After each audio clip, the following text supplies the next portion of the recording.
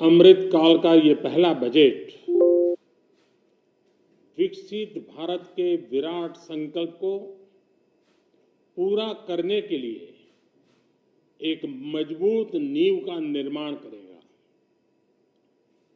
ये बजट वंचितों को वरीयता देता है।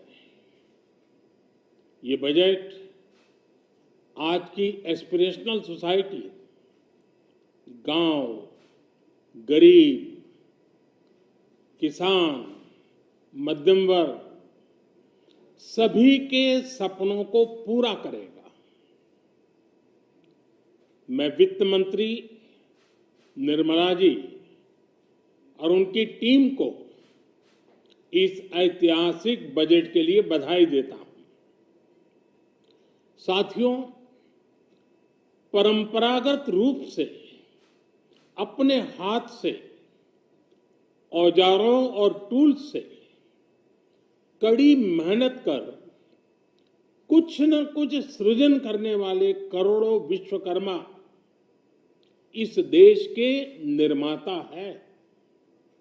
लोहार, सुनार, कुम्हार, सुथार, मूर्तिकार, कारीगर, मिस्त्री, अनगिनत लोगों की बहुत बड़ी लंबी लिस्ट है।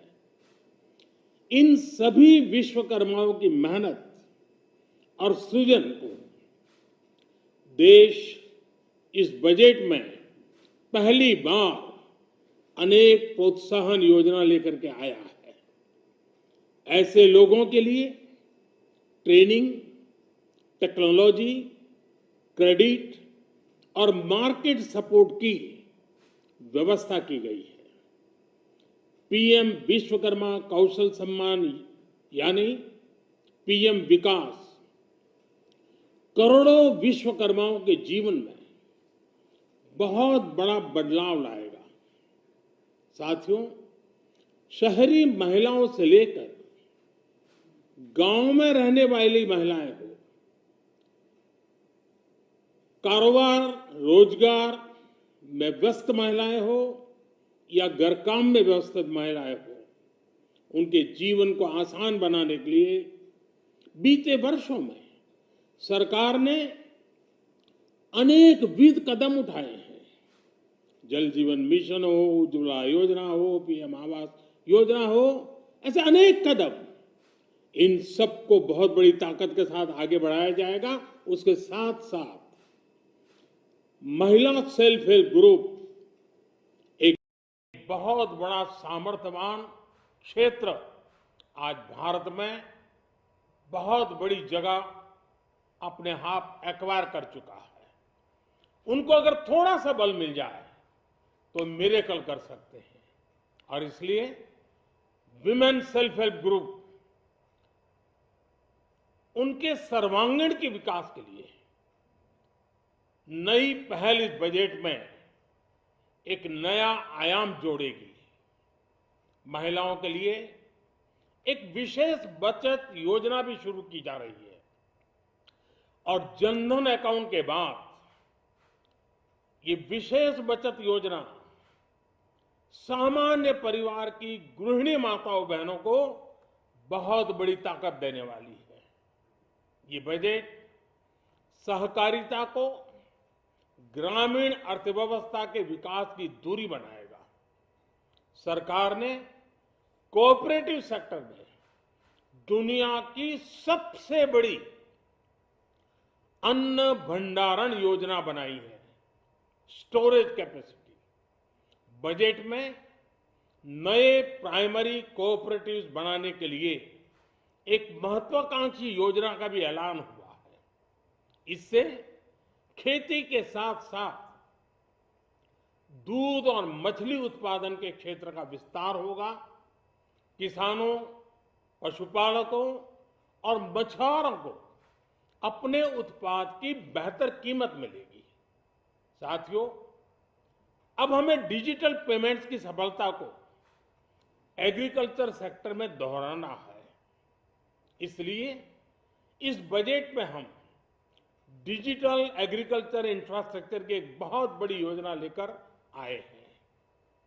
आज दुनिया इंटरनेशनल मिलेट ईयर मना रही है। भारत में मिलेट्स के अनेक प्रकार हैं, अनेक नाम हैं। आज जब मिलेट्स घर घर में पहुंच रहा है, पूरी दुनिया में पॉपुलर हो रहा है, तो उसका सर्वाधिक लाभ भारत के छोटे किसानों के नसीब में है। और इसलिए आवश्यक है कि नए तरीके से उसको आगे ले जाया जाए। इसकी एक नई पहचान, विशेष पहचान आवश्यक है।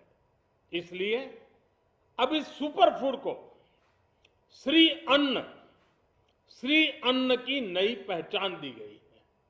उसके प्रोत्साहन के लिए भी अनेकविध योजनाएं बनाई गई हैं। श्री अन्न को दी गई प्राथमिकता से देश के छोटे किसानों, हमारे आदिवासी भाई बहन जो किसानी करते हैं, उनको आर्थिक संबल मिलेगा और देशवासियों को स्वस्थ जीवन मिलेगा। साथियों, ये बजट सस्टेनेबल फ्यूचर के लिए green growth, green economy, green energy, green infrastructure और ग्रीन जॉब्स को एक अभूतपूर्व विस्तार देगा। बजट में हमने टेक्नोलॉजी और न्यू इकोनॉमी पर बहुत अधिक बल दिया है। एस्पिरेशनल भारत आज road, rail, metro, port, waterways, हर क्षेत्र में आधुनिक इंफ्रास्ट्रक्चर चाहता है।